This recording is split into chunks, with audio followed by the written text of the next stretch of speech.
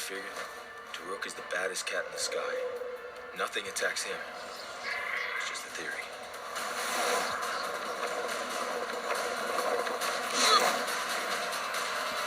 Howdy, we got some exciting stuff to do today. We are going to attack one of the beasts of optimization known as an integer program. So get your spear ready and let's get to work. All right, let's start by sorting out the avatar connection. So on the left, we have Taruk, who is the most dangerous dragon in Avatar. And on the right, we have an integer program, which is a very difficult optimization problem. So it is, in fact, among the most difficult problems in a very broad class of optimization problems called non-deterministic polynomial, and is known to be NP-hard. Essentially, the fact that it is NP-hard tells us that it is very unlikely for anyone to devise an efficient algorithm for solving this problem in very large scale cases. So nothing attacks Taruk according to Avatar, and nobody can solve integer programs essentially from the theoretical perspective. And this is in fact what both of these have in common. That's just a theory, all right? In practice, we are going to solve integer programs, and in this lecture, we are discussing one of the most common methods for solving integer programs called the branch and bound method. I would like to start the discussion of branch and bound method by saying that this is a very general methodology for solving some very difficult optimization problems, including integer programs. But the first thing I want to discuss is a more general setting than just integer programs. So assume you have some optimization problem in the form maximize f of x, subject to x belongs to some set x capital. And assume that this set x capital is highly non-convex, so we have what we call a global optimization problem, which is very difficult to solve in general. So let's, for simplicity, assume that f of x is a concave function. So we are maximizing a concave function over some non-convex set. How should we go about solving this problem? One of the common approaches in global optimization is to convexify the problem. So we are talking about a concave maximization. It's equivalent to convex minimization. So in both of these cases, we say that this is a convex problem. So I'm talking about concave maximization or convex optimization. This is what we call a convex problem in optimization. Now, we see that the feasible region is non-convex, so what we try to do, we try to convexify it. We already have a concave objective, we need to convexify the feasible region. So how do we do this? We decide on what type of convex approximation we're going to have. So say we settled on some elliptic approximations. Say, I find an ellipse that I know contains my feasible set X.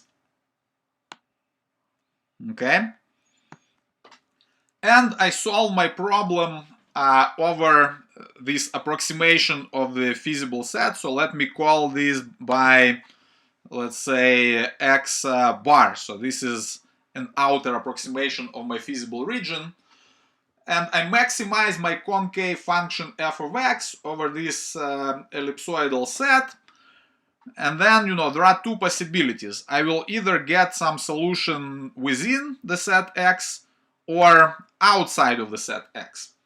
If you got the solution within the set x, consider yourself extremely lucky. This means that you solved the original problem because you are solving your optimization problem of maximizing f of x over a feasible set that's broader than x. So clearly x is a subset of x bar. And if you found the maximum over a bigger feasible set, then clearly it's going to be the maximum over the smaller feasible set as well, and you solve the problem, right? But typically we don't really expect to be this lucky, and we end up getting a solution outside of the original feasible set. And you can call this, let's call the initial solution we found for the initial approximation, let's call it x0, let's say. All right, so now how do we use this solution x0? So clearly this solution x0 is going to give me an upper bound on the optimal f.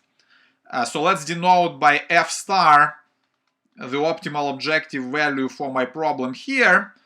And I can clearly see here that f star must be less than or equal to f of x0. So I got an upper bound. And then actually I can run some heuristic to find a feasible solution for my problem. So assume that I found some feasible solution for my problem, which is given by, let's say, this point right here. Okay? So this point will be the heuristic solution, and let me denote this point by x0 underbar. All right, so this x0 underbar is gonna give me a feasible solution, and clearly f star is going to be greater than or equal to f of x0 underbar. So we obtained a lower bound and we obtained an upper bound. And if these lower and upper bounds were equal, so even though this point x0 is outside of the feasible region, if let's say the objective at that point was exactly the same as f of x0 underbar, then we could claim that x0 underbar is the optimal solution to my problem, because we essentially reached the upper bound at this point, and this is your optimality criterion. All right. So, but again, we don't really expect this to happen, and typically this gap between the initial heuristic solution and the upper bound is expected to be pretty large, meaning that this approximation of the feasible region is not very good. So what do you do then? What do you do in this case? Well, you are trying to close this gap between upper and lower bound by splitting your feasible region into smaller subsets. And hopefully then you can come up with a better approximation. So what we're gonna do, we're gonna say that, okay, let's split maybe this ellipsoid in the middle, like this, okay? And this division splits our original feasible region into two subsets. You can call one subset x1 and the other subset x2. Okay? And now, instead of solving the original problem of maximizing f of x over x capital, we can solve two problems with the smaller feasible region. So you solve maximize f of x subject to x belongs to x1, and then you solve the other problem, maximize f of x subject to x belongs to x2. So let's call this problem P1 and this problem P2. So clearly, if I solve both of these problems, then my f star is gonna be the largest of the two optimal values. So it's gonna be the maximum of f1 star, f2 star, where f1 star would be the optimal objective value for the first problem, and f2 star would be the optimal objective value for the second problem. Now, how would I solve these two sub-problems? Perhaps I would do something similar to what I've done to the original problem, Now what I would try to do, I would try to find the ellipsoid that would be the outer approximation for the set x1. So it could be something like this, let's say. This is the approximation for x1. And I could have another ellipsoid that would be the outer approximation for x2. And again, we would have a similar situation where you find the upper bound for f over x1, and you find the upper bound for f over x2. And then you keep doing this in the hope that eventually you're gonna close this gap. So this process of splitting the feasible region into smaller subset is what we call the branching. So why do we call it branching? Because it's pretty convenient to represent this process in the form of a tree. All right, so you start with this root node that represents your original problem. So let's call the original problem P, let's say. Then you branch by splitting your feasible region into two subsets. You have x belongs to x1 on the one side, and then your x belongs to x2 on the other side, and you obtain the problems P1 and P2. Okay, so we did the branching this way, right? So now, how do we proceed? So we started with this, what we call the root node at P. We found lower and upper bound for the root node, and then once we branch, we have two active sub-problems, right? So by solving these two sub-problems, we are going to solve the original problem. So for P1, again, you find some upper bound on the optimal objective by solving the convex approximation of this problem. And your hope is that because the feasible region is now smaller, you should be able to find a better approximation of the feasible region, and you should reduce your upper bound gradually. And then if you still didn't close the gap between lower and upper bounds, then you keep branching until you do close the gap. So because eventually you will obtain small enough feasible regions to get any level of approximation you wish, right? Okay. So, but what could happen at this node P1? So there are, again, several possibilities. So first possibility, so when you find the outer approximation for your feasible region x1 and solve the corresponding convex optimization problem, again, you could be lucky, end up inside the set x1 with your optimal solution in this case. So then this would mean that you obtain here f1 star, and you solve the problem for this part of the feasible region, and you don't need to continue branching along this way, right? So therefore, because we don't continue branching along this line, we do what we call pruning, okay? So it's like you're cutting off any further branches from this node, and this process is called pruning. And in this case, we prune by optimality because we found the optimal solution for this node already, and there is no reason for us to keep splitting it further. All right. Say this happened and you move on to the only remaining active node, which is the node for the problem P2. So then what do you do for P2? Again, find the outer approximation for your feasible region x2 for the problem P2. You find the optimal solution, and again, there are several possibilities that can happen.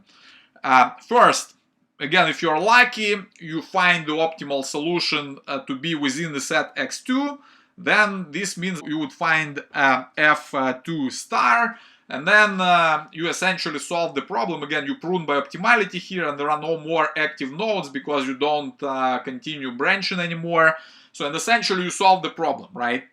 But this is a really, really lucky situation, so you don't expect this to happen. But what you do kind of expect to happen is that your upper bound is going to decrease in this case. So perhaps you'll get a solution outside of x2, somewhere here, let's say. And this will give you a better upper bound on the optimal objective value for f star than the one that you had before, because clearly the previous optimal solution is not a part of this new feasible region anymore. So obviously the objective value at this new point cannot be greater than it was at x0. So let's call this by x2, say the optimal solution for this problem. This is a better upper bound, right? And then f of x2 is the optimal objective value for the problem P2, right? So, and this is your new upper bound. Now, what you do, you compare this upper bound to the lower bound that you found. So, and by the way, what is your new lower bound? So the new lower bound was obtained by finding the optimal solution for maximizing of f over x1. So say we found this solution x1, which gave us this f1 star value.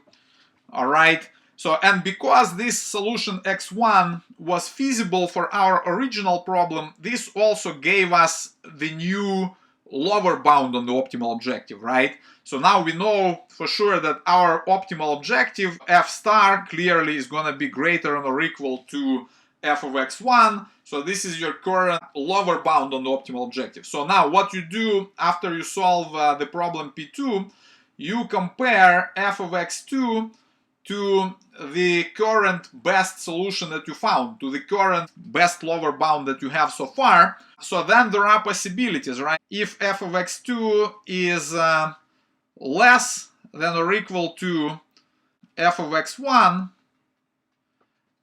then what does it mean? So it means that the upper bound for this subset right here, for the subset x2, is less than the current lower bound that we found for our problem. So which means that it doesn't make sense for me to continue searching for a better solution within x2, because whatever solution I found, it will be inferior to the solution that I already obtained. So therefore, in this case, we would prune again the search tree, and this is called pruning by bound. For P1 we pruned by optimality, and for P2 we prune by bound. And you know, if this scenario happens, then we conclude that x1 is the optimal solution for our problem P, and we are done. All right.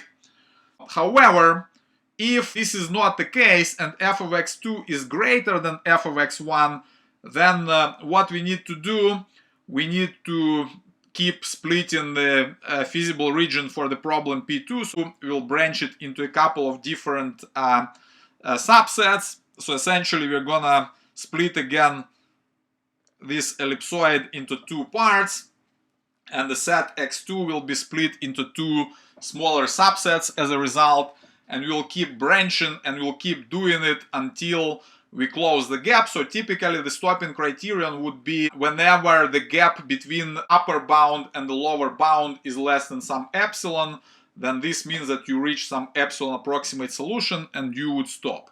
Alright, we discussed the general idea of the branch and bound method, and the rest of this lecture is going to focus on a specific case, which is an integer linear program.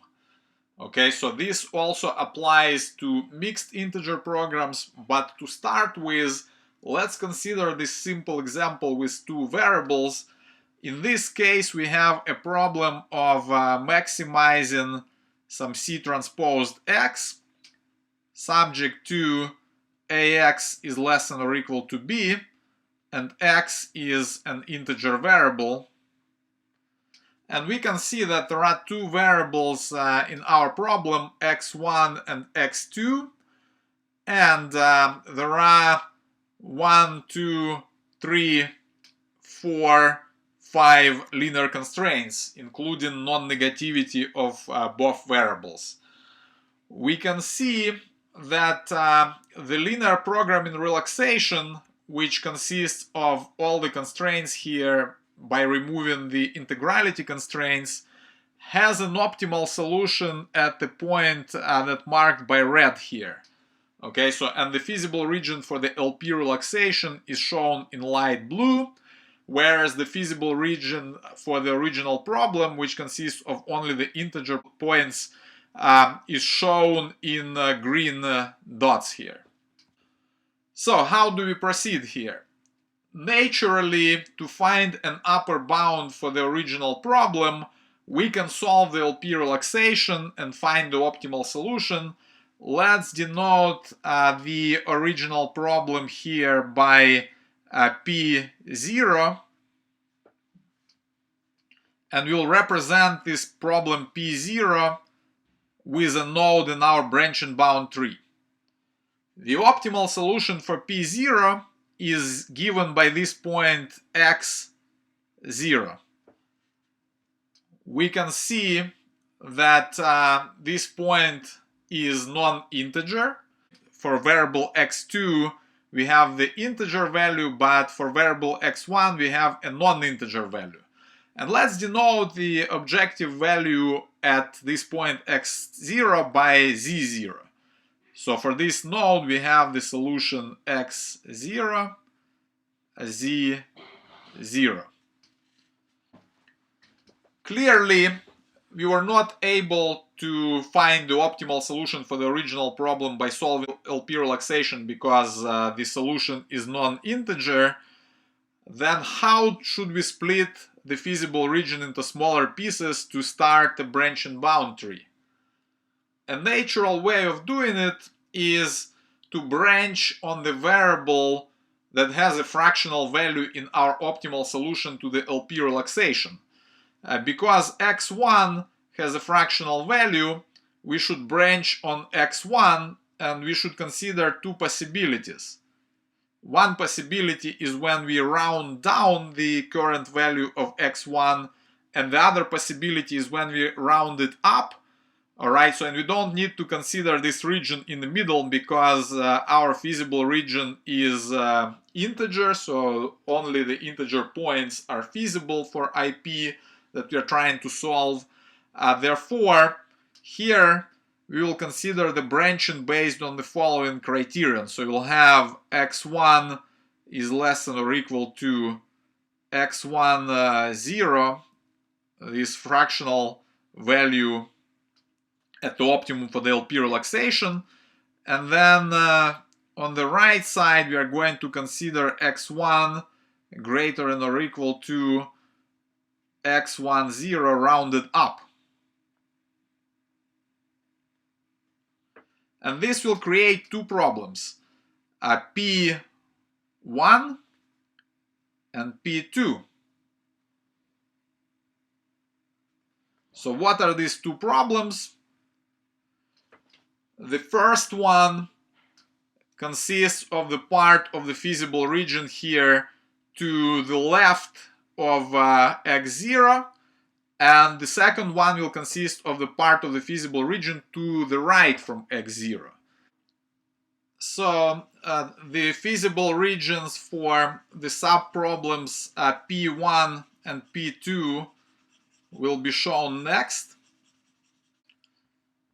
We will add two lines here. One will correspond to the subproblem P1, and the other one will correspond to the subproblem P2. So this is the LP relaxation feasible region for P1, and this is the feasible region of the LP relaxation for P2. And next, we need to decide which of the two subproblems we will try to solve first. Alright, so we have two active nodes in our branch and bound tree right now, one for P1 and the other one for P2. And by the way, presently we don't have any lower bound yet, so we haven't identified any feasible solution for our problem. And the upper bound that we obtained so far is given by z0, which is the objective of our problem at the point x0. Alright, next, which node should we explore and keep analyzing first? Looking at the feasible regions of the subproblems that we obtained, it seems that P2 would be a good candidate to analyze first, because the feasible region for P2 corresponds to the part of the feasible region of the original problem that have the higher objective.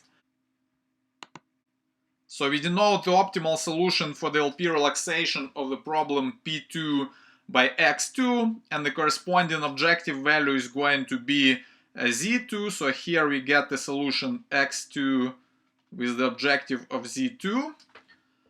Okay, and this solution is still non-integer. So now we see that the value for x1 is integer, but the value for x2 coordinate is non-integer. So therefore we still didn't find a feasible solution for the original integer program. So with this solution for the subproblem P2, we obtained an upper bound on the corresponding integer solution for this part of the feasible region, but we cannot claim that this is really an upper bound for the whole problem, for the whole feasible region, even though graphically we can see that it is, right? But generally, so let's say we had higher dimensional problems where we cannot really grasp the feasible region graphically, we would have to actually find the upper bound for the other subproblem P1 and compare it to this upper bound that we got from the subproblem P2 in order to decide what is the upper bound for the whole problem right now.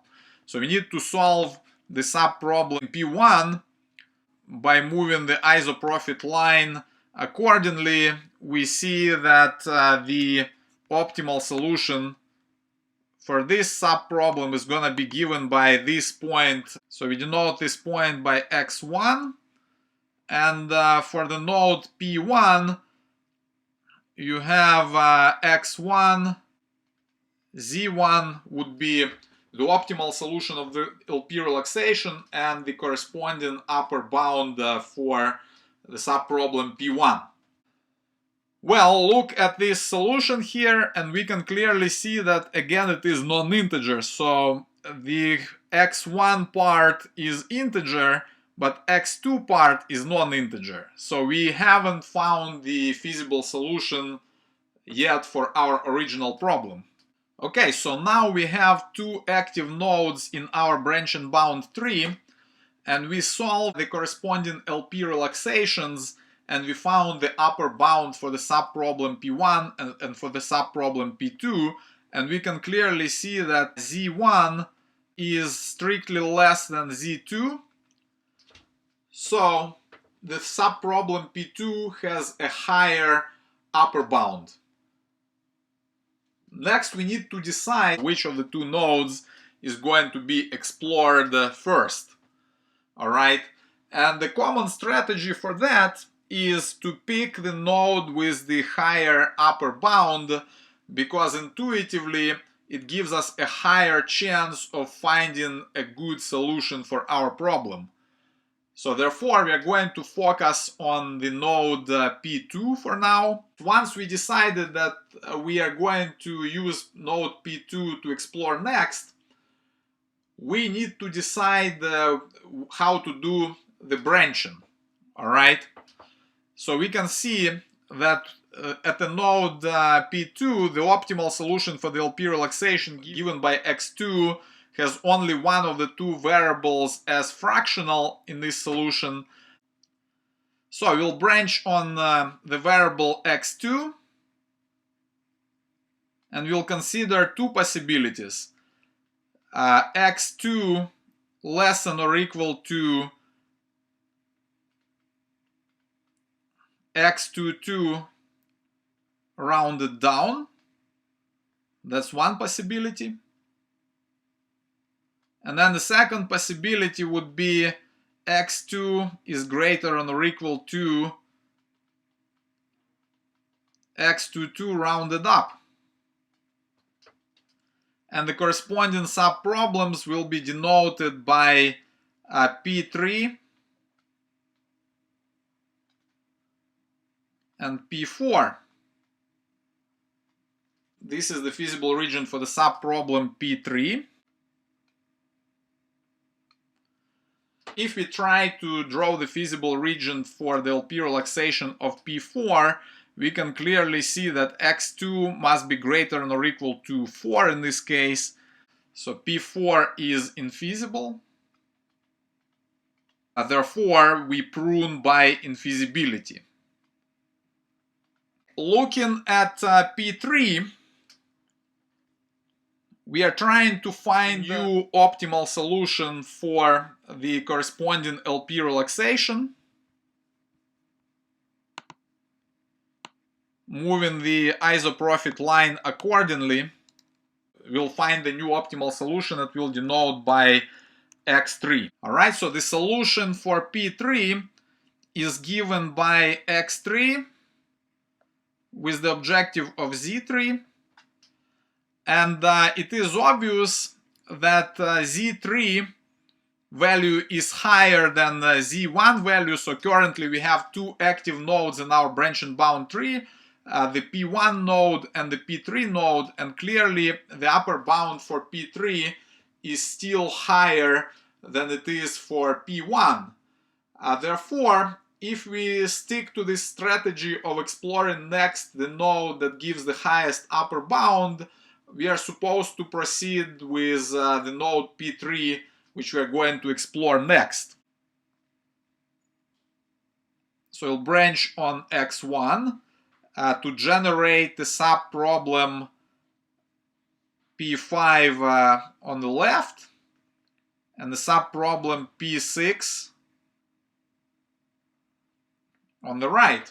The value of x1 at this point right here is between 3 and 4.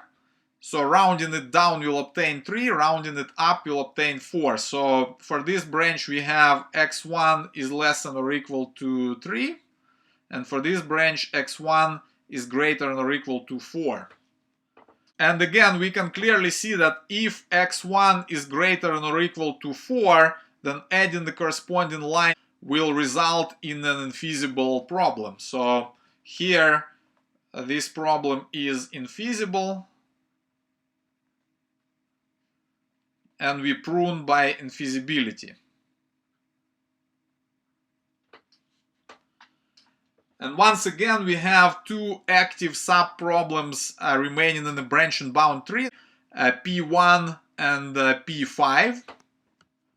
So let me move the tree a little up so we have space. The feasible region of the LP relaxation for P5 is going to consist of a line segment right here. And the optimal solution for the LP relaxation for P5 is going to be given finally by an integer point. So let's mark this point as x5. So x5 is the optimal solution to the LP relaxation of the subproblem P5. Let's denote the corresponding objective value by z5. And finally, we can see that x5 is actually a feasible solution for our original IP. So x5 is given by 3, and this is a feasible solution for our original problem. And finally, we can see that z5 gives us a lower bound on the optimal objective value. So if we denote the optimal objective value by z star for our original problem, star must be greater than or equal to z5. So we found the optimal solution for the subproblem P5, and therefore we can prune this node by optimality. So here we prune by optimality.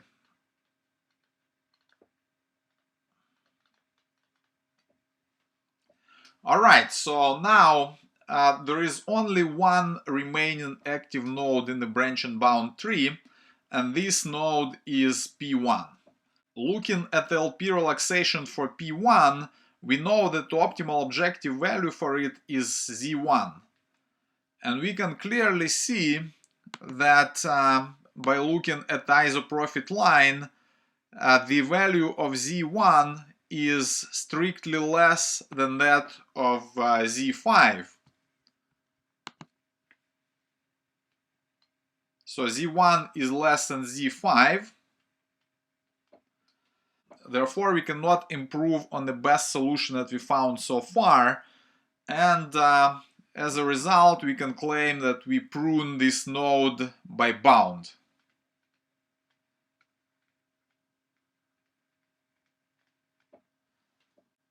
So we have seen three different types of pruning that we used in this branch and bound tree. So the first one was by infeasibility, then we pruned by optimality for the node P5, and pruned by bound for the node P1. Alright, so we don't have any more active nodes remaining in the branch and bound tree. And we can see that we found the optimal solution given by the point that we'll denote by X star. So X star is the same as X5, and it is given by 3, 3. So this is the optimal solution.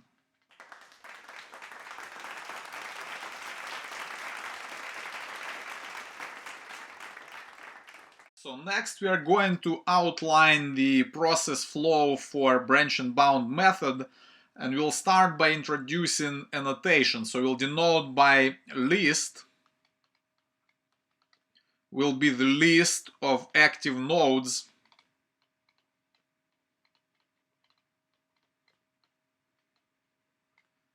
of the branch and bound tree.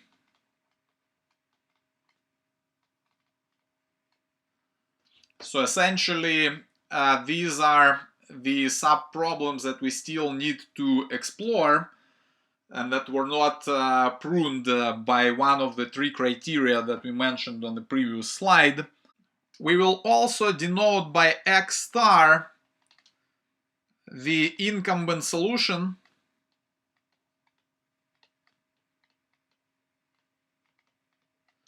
which is the best solution found so far, feasible solution for our integer program, and Z star will denote the objective value at X star.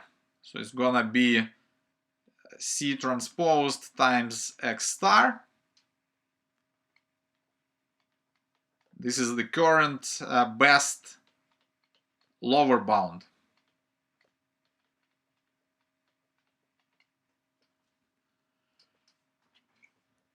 So we initialize as follows.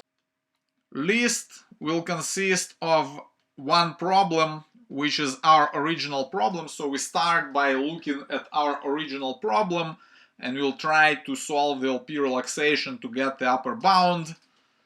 Then X star, we don't have any feasible solution yet, so we'll set it to empty set. And then Z star is gonna be set to negative infinity.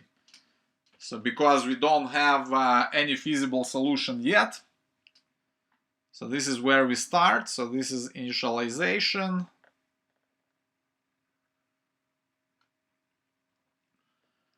Then we proceed to asking the following question. So is the list empty? So remember, when our list is empty, this means that we exhausted all the nodes in the branch and bound tree, so there is no more active node. If the answer to this question is yes, then this means that we found the optimal solution and we need to stop. So X star is optimal. So this is in case if the answer is yes to this question. In particular, if Z star is still negative infinity and X star is still empty, this means that our original problem isn't feasible. Okay. On the other hand, if the answer is no, then what we need to do is we choose one of the sub-problems, one of the nodes to analyze. So choose a problem PI.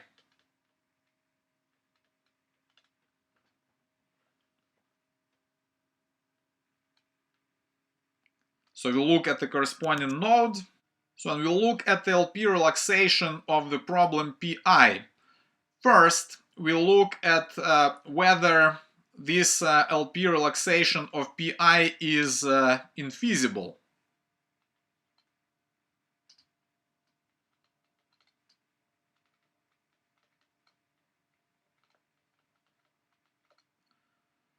If the answer to this question is yes, then we prune by infeasibility.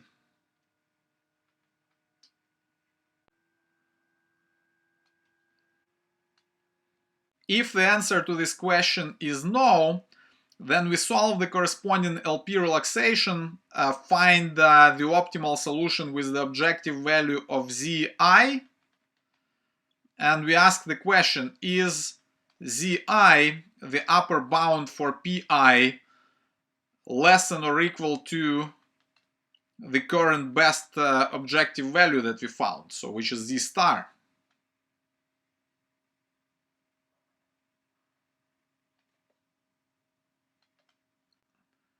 If the answer to this question is yes, then we prune by bound.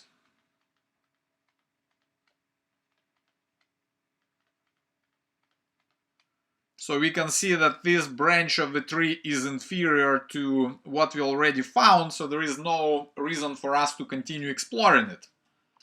However, if the answer to this question is no, meaning that we still have a good high upper bound on the objective for this node, then we need to check if the solution is integer or not. Is xi, the corresponding optimal solution for the LP relaxation, integer?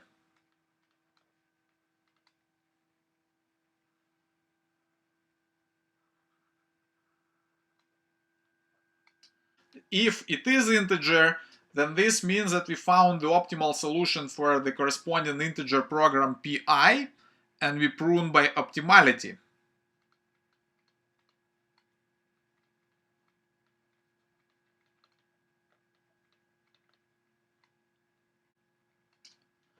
In the process, we also update the incumbent solution x star and z star if the solution, the integer solution that we found here, xi, is better than the solution x star that we had so far. So let's mention here that we update x star, z star. All right. However, if the solution to the LP relaxation is not integer, so if the answer is no to this question, then we do the branching and we create sub-problems, the new nodes. Let's denote them by pi prime and pi 2 prime. Add them to the list.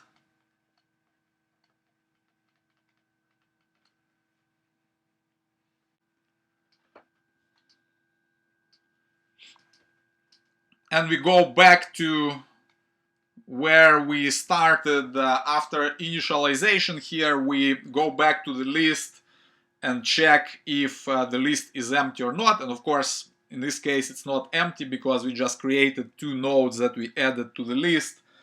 And we keep going until there are no active nodes. So this summarizes the process of the branch and bound method in one diagram.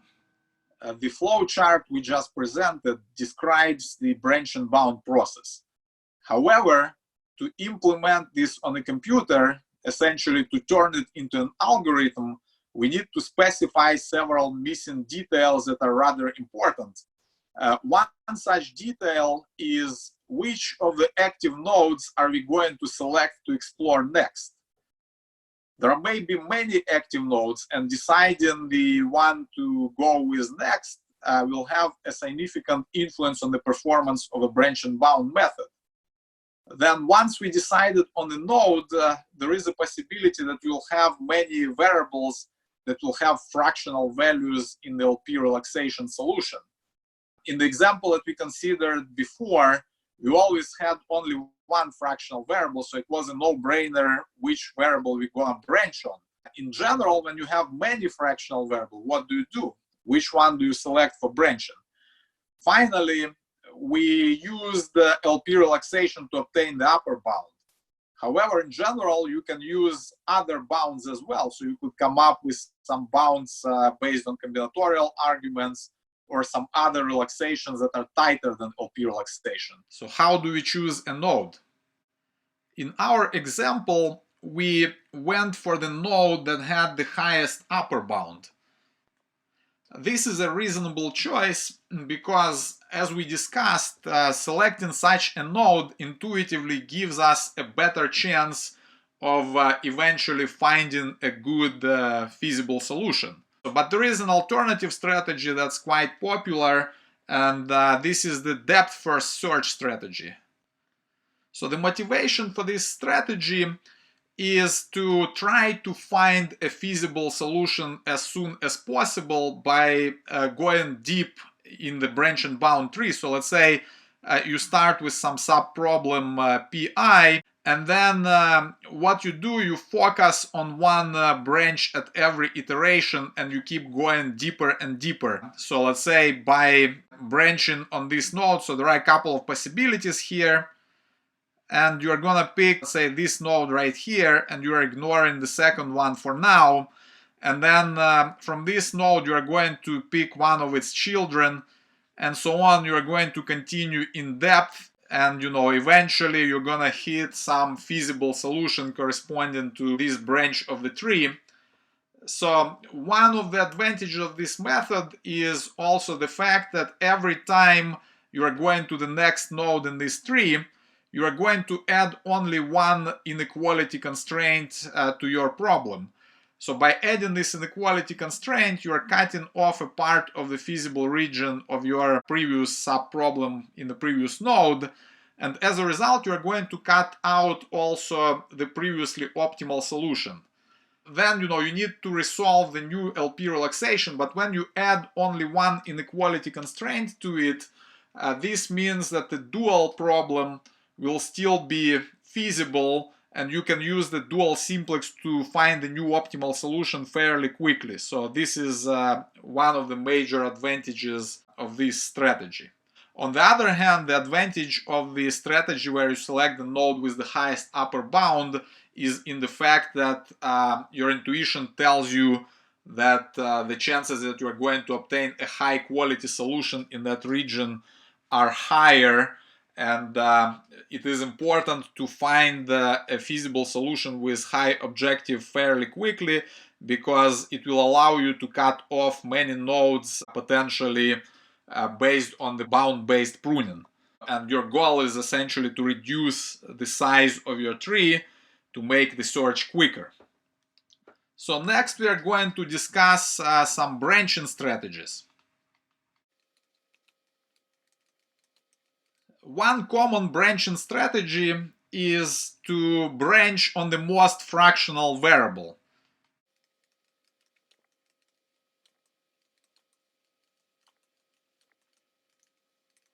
So the intuition for this is as follows. So let's say you have k and k plus 1. If your variable is here right in the middle, so it is k plus 1 over 2, then this is the point that's farthest away from an integer value in this interval, and therefore you want to kind of force this variable to have an integer value. Another way of addressing branching is to create a list which we'll call the priority list. You may have some idea of which sequence of fixing the variables to be integer will lead to the optimal solution sooner. So essentially you create this priority list. If, let's say, your list goes like this: x2, x5, x1, x4, x3, if let's say you had 5 variables, and in the process of searching the branch and bound tree, you have a solution to the LP relaxation where all of these values are fractional, then you will start by branching on x2, and so on. So the earlier the variable appears in this priority list, the higher preference you give to it in the branching process as the variable to branch on. Another branching strategy that is often used in practice is strong branching, as we call it. In the strong branching, you are looking at all the fractional variables. So assume again you had the fractional values for all these variables from x1 to x5. Then what would you do in this case? For each of these variables, you would try to see what would happen to the upper bound on your problem if you were to branch on these variables. So for example, consider branching on x2. So say you're at this node right now and you branch on x2, where x2 is gonna be less than or equal to, let's say, k for one branch, and then x2 is gonna be greater than or equal to k plus 1 for the other branch, assuming the LP relaxation gave you the value of x2 which was between k and k plus 1. So then for both of these possibilities, what you're gonna do, you will find the upper bound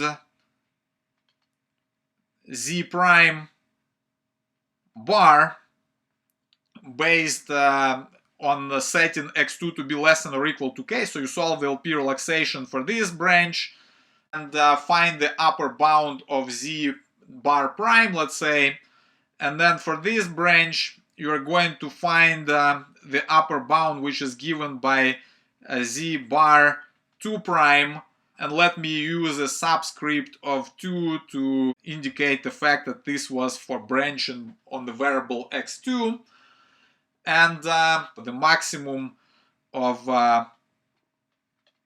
z2 prime bar and z2 2 prime bar will give you what will denote by z2 bar. This will be the upper bound for the part of the tree that will correspond to the branches based on x2. So, and we do this for each of the variables on the list. So we'll do it for every fractional variable, and as a result we are going to obtain also z1 bar, z3 bar, z4 bar, and z5 bar, in addition to the z2 bar, which we considered in more detail here. So, and then these 5 upper bounds will be the upper bounds we'll obtain based on branching on the corresponding variables. So which of these upper bounds would be the best? So we want to reduce the upper bound as much as we can in order to get closer to the feasible region of our original problem. So therefore, among all of these values, we are going to pick the smallest one. So you'll pick the minimum of zi bar for I between 1 and 5,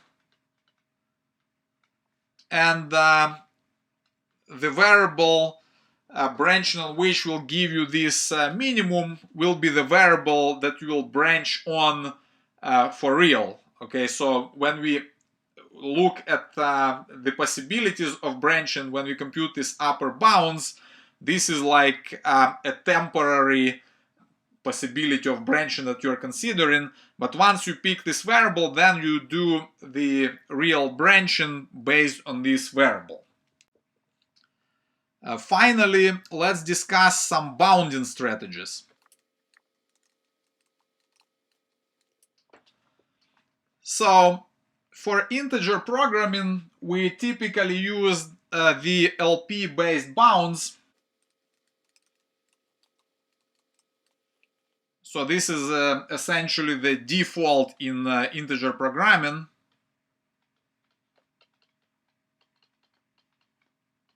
And obtaining the tight upper bounds is one of the most important considerations in integer programming solvers. So typically we have some very good heuristics to produce some feasible solution, and the challenge is to actually close the gap between the current best found solution and the upper bound.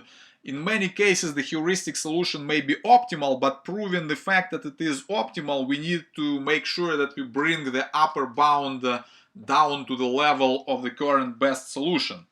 All right. And with LP-based bounds, this can be done by adding some extra cuts to your problem. So essentially, by adding some valid inequalities that will improve the LP relaxation quality. And in particular, this is done in the branch and cut framework that we are going to discuss in one of the next lectures. But there are alternatives to LP bounds as well. So you could try to obtain stronger bounds by looking at other relaxations. So other relaxations could be used.